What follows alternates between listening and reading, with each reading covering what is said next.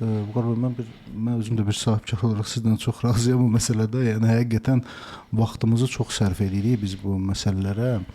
Hətta elə vəziyyət yaranır ki, bax indi özünü götürsəz, bu vergiləri götürsəz, bankdan nə sənəd almaq, bu tenderlər, bu mən prosta sadəcə olaraq anlamaqda çətinlik çəkirəm bu rəqəmsallaşma dövründə hansında ki, hər şey bir yerdədir, informasiyanı sən bir yerdə ala bilərsənsə, mən hər yerə niyə yenidən sənəd verməliyəm, niyə yenidən nəsə verməliyəm, onu aparmalıyam, bunu aparmalıyam, harada ki bir kliklə sən bütün bu informasiyanı əldə edə bilərsən. Yəni bu qurumlar arasında bir əlaqə mi yoxdur? Yəni bir-birinə məlumat mı vermirlər? Mən onu sadəcə olaraq başa düşə bilmirəm.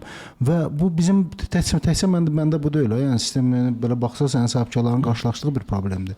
Və bu problem belə yaranmasından açıq əziyyət çəkən sahibkarlardır və biz faktiki olaraq istədiyimiz bir şeyi əldə etmək üçün kifayət qədər çox vaxt sərf edirik. Həddindən artıq çox. Hansı ki, gedib real da, yəni başqa bir satış yeri daha uğurlu olar bizim üçün. Bu siz ümumiyyətlə Azərbaycan bazarında müqayisəli şəkildə də, yəni başqa ölkələrlə müqayisə ki, nə problemlər görürsünüz? Hansının ki, üzərində daha da yaxşılaşdırmaq olar da, belə deyim də. İndi bu tipli müzakirələr əslində çox olur bizim sahibkarlar arasında, insanlar arasında və kimsə deyir ki, bax görürsüz inkişaf var. Deyir, inkişaf var.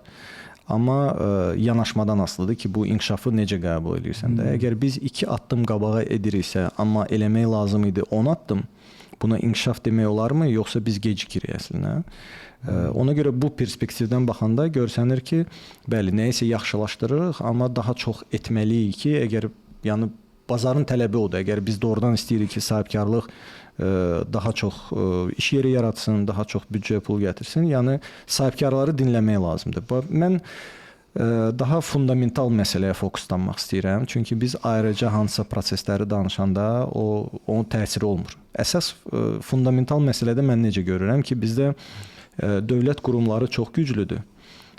Yəni istədiyi resursları var, istədiyi büdcəni ala bilirlər öz ideyalarını formalaşmaq üçün. Amma bu prosesdə eyni zamanda sahibkar da tərəzli şəkildə eyni gücə malik olmalıdır. İndi sahibkarlar çox zəifdir və onları eşitmirlər. Yəni sahibkar hansı qurumun altındadırsa, maksimum gedib ona o proses haqqında danışır. Və elə bil hesab edin ki, bizim sizin aramızda nəsə birimizi başa düşməmişik və mən gərək sizi inandırım ki, bu proses səhvdir və inandıra bilsəm, siz onu dəyişəcəksiniz. İnandıra bilməsəm, dəyişməyəcəksiniz.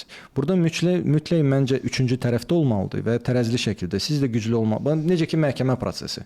Fərz eləyək ki, bir tərəfdə dövlət tərəfidir, digər tərəfdə sahibkarlıq olmalıdır. Üçüncü tərəfdə baxmalıdır ki, yəni dövlət tərəfi bunu deyir, çünki dövlət çox vaxt risklərə fokuslanır ki, nəsə problem yaranmasın, onların öz prioritetləri var. Sahibkar istəyir biznes yaratsın.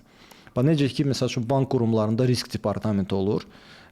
Biznes tərəfi daimi istəyir nəsə yaratsın, risk tərəfi deyir ki, yox, bunun olmaz, risk var.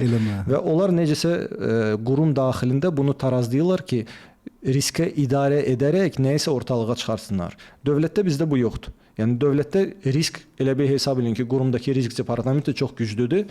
Biznesin gücü çatmır ki, nəyisə ortalığa çıxarsın. Ona görə biznesi gücləndirmək lazımdır ki, risk baxımından baxanda biznesdə öz sözünü deyəndə üçüncü tərəf desin ki, okey, burada risk var. Amma gəl bunu idarə eləyək, bunu boğmayaq, bu çıxsın bazara. İndi bu dəqiqə hamısı boğulmuş vəziyyətdə qalır. Belə də əziyyət çəkirsə nəyisə çıxartmaq üçün, çünki risk tərəfi çox güclüdür.